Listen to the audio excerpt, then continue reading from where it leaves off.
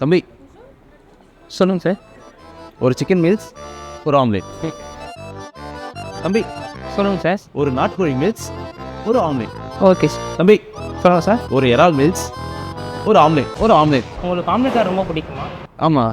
ஏன் சார் நம்ம கடை ஸ்பெஷல் குழம்பு ட்ரை பண்ணுறாத குழம்பு ஆம்லேட்டா நம்ம கடையில் இருக்கா? இருக்கு.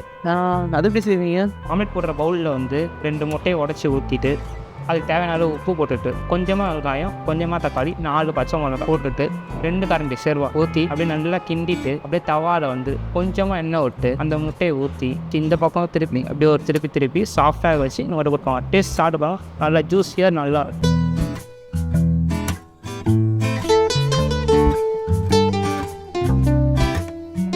தம்பி சொல்லுங்கள் சார். இனிமேல் நான் வந்தால் குழம்பு ஆம்லேட் தான் முதல்ல கொடுக்கணும், சரியா?